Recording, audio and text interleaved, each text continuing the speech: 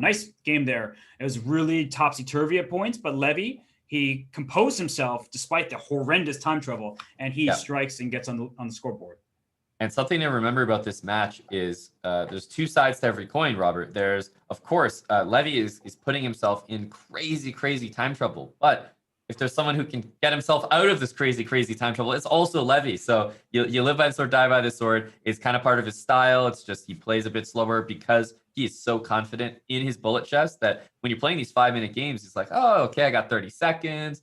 Like he plays 30 seconds chess. You know what? He's not going to feel like 30 seconds is him being low on time. It's only when he's under 5 seconds that he really realizes. And Eric could have had a similar problem where he had so much extra time and then he burned it all. And suddenly he was the one who was down on the clock under 5 seconds. So that was a really nerve-wracking game. And credit to Levy for putting all the pieces in the E-file, creating some threats. And if I'm being honest, that rook E2 check, I didn't even see it. I should have seen it, that the rook could stop there. But after king F1, as you showed in that previous game, that white was still doing well. But that's why Eric took on E5 and Levy turned those tables real quick and was able to launch an attack.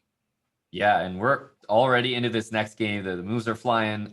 We have an interesting opening here where there's a major imbalance. Basically, black has this B4 square, has the B file for himself. White is putting pressure on the C file and definitely has a slight lead in development here. Ideas like knight E5 and knight B5 come to mind, maybe bishop F4, targeting the C7 pawn. So, hey, what about the move C5, looking to trade the C pawn for the center pawn? And all things considered, structurally, I think black is doing well.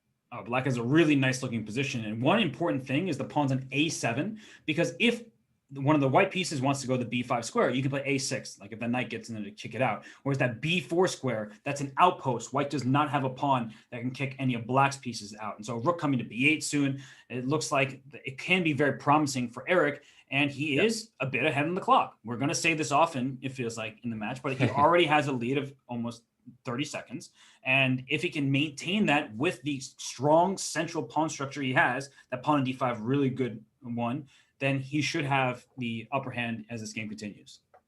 Yeah, and takes on C5 here. And the reason that, the evaluation maybe is hovering a little bit closer to the middle there's 0.00 is probably because that bishop's not quite developed yet for Mr. Rosen. So there's, knight D4 ideas, knight B5 ideas, and sometimes there's even, and I was about to say it, the move E4. And you do this because that bishop is not quite developed yet, and you burst the center wide open. And who's going to benefit when the center opens up, Robert? It's going to be the guy who has the lead in development. Although one way to kind of counter that development is bishop A6 right now, because you played E4, my bishop can develop and attack your rook on F1. And if you have to move your rook to E1, then I get a turn, maybe queen B6, hitting the F2 pawn. It could be some danger there. And Eric does play bishop A6, and I'm expecting Levy to E takes D5, sacrifice in exchange, rip open the position, and let the bishops fly free. But that's a risky move when you have to give up material.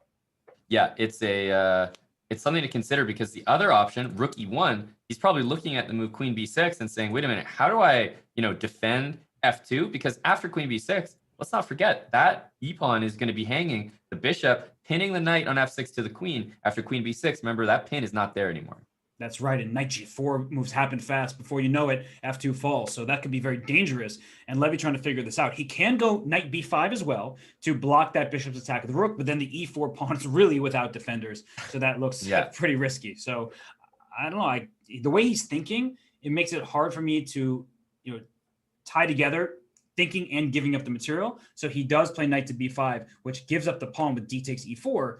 But there are going to be tactics with the knight pinned on F6, the bishop on C5 a bit loose, the knight on D7 doing kind of the hero's work right now, covering everything. Yeah, absolutely. Knight B5, I think, was probably a decent decision because I did not like the look of rook E1, queen B6. And, going into that position, he would have to expect to give up the exchange. If you're not prepared to do that, it's not a decision you can make just, on the fly. Yeah. So we see that D takes E4 has happened. Now the knight can move to D2, but even E3 is a possibility for black. Like when you win a pawn, sometimes you just push it and try to create a worse pawn structure for your opponent.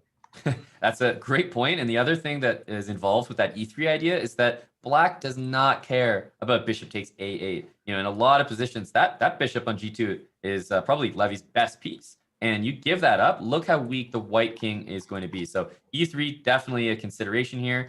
queen b6 can happen all the same, but e3 looks like the kind of fun testing move. Right. I like e3. It just hurts your opponent's pawn structure, and that's all I'm looking for. And if that bishop were to leave g5, that bishop on c5 can take on e3 with check in some line. So there's a lot to calculate, especially with that rook and a8 hanging. But I'm kind of willing to sacrifice that rook. Everything opens up. I haven't calculated fully, but I feel like black should not be unhappy about that kind of transition.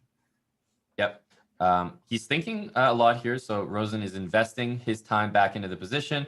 Knight d2 played. I wonder what else he could be thinking of, because queen, maybe b6 is the only thing, but knight takes e4, just, it looks like a move you don't want to allow. It hits the bishop on c5, and if you play knight takes e4, there's bishop takes e4, hitting the rook in the corner. The queen would then be hitting the knight on d7. So that's all stuff for Rosen to consider.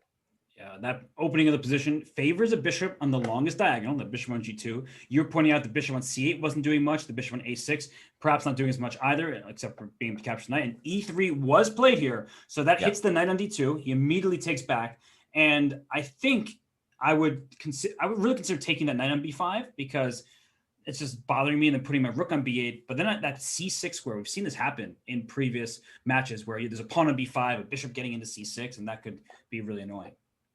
Rook c8 is a nice move that deals with a lot of things at once. It deals with, obviously, the rook being hit in the corner, and it adds some support to the bishop. You might be thinking, why is that such a big deal? Well, there's a pin on this knight on f6, and if the knight on d7 were to take back, suddenly it would be undefending the bishop on c5. So it's just adding an extra defender to this bishop, so the knight on d7 is free to move to f6 if need be, because moves like knight e4 are potentially on the horizon.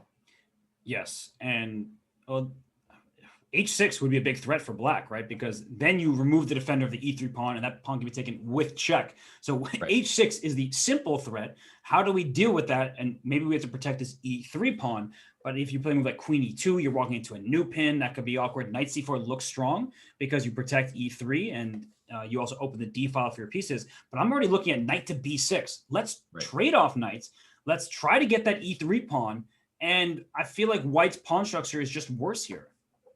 Yeah, knight b6, it looks like maybe I'd consider knight d6 there. I thought actually white was going to play knight e4, hitting the bishop and taking advantage of the pin. The move h6 we were talking about did happen, and if bishop f4, he already has to think about g5, e5, but he's saying, look, with my new move knight c4, bishop d6 is the idea. There's an amazing line that I'm just realizing based on your knight e4 move. I think that Eric would have sacrificed his queen with knight takes e4. So we can show that on the analysis board, where just a move ago, if instead of knight c4, if knight e4 was played, that would have been a queen sac, I believe. That would be a fun one. Bishop takes d8 and bishop takes e3 with the rook hanging on c1. Ideas like knight f2 in the position, bishop d8 later. That would be a fun one. Yeah, that would have been really cool. But I think Levy, he sniffed that one out. He's like, this doesn't feel right. Let's go for something a little more solid. And Eric says, no solidity for you. I'm pushing my pawn to e5. And guess what? That bishop on f4, it's not going to be protecting this pawn on e3 much longer. If we trade knights on e5, down goes that pawn e3 with check, and that rook on c1's under attack. It feels like Eric's about to win some material. Yep, e5 is a nice move that basically everything is going to get clarified in the center. White's king is going to be a little bit weak, and bishop e3, we just saw the line where the rook on c1 was threatened with the bishop and the rook. What are you even supposed to do here? Asking the wrong guy. The bishop on f4 is under attack. I was going to say, can you throw in b4? And he does do that, but it feels like a take on f4 and then maybe even take on g3. Yeah, but can I just start capturing stuff, and the pawn c5 at the end of this is going to be hanging? Right. Yeah, so, I think that bishop takes b4 plays into Levy's hands. Like, that's the intention of the move. And wow, what a poised move there. Bishop b6, he says, look, that a pawn is not able to move to a5 to continue harassing me. The bishop is going to take the knight on b5 in that case. And if you take me, well, there's so many things that are going to be hanging in your position after queen takes b6.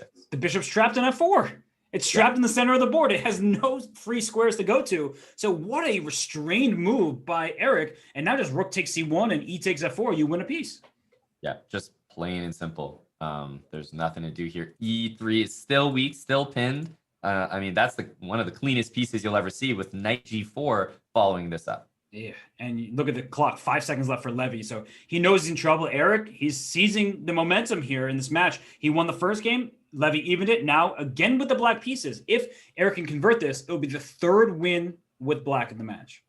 Yeah, and this has got to be a conversion. 4 seconds, up a full piece. I mean, 50 seconds for you. What more could you ask for? Yeah, if you don't win this game, that's going to be really upsetting. You know, it's hard to come back from these moments, and we have seen this in previous matches where a player just really botches it. But here, what's the best way? Because knight c6 looks a little annoying. Now this bishop takes e3 check after knight c6. You can also play queen takes f5.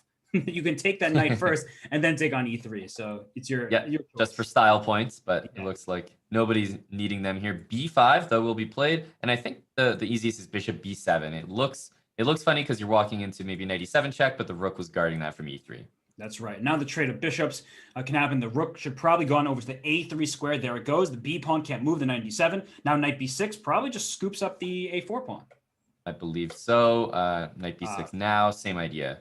Yeah, bringing both knights over, and it's a win on time, but it was a win on the board as well.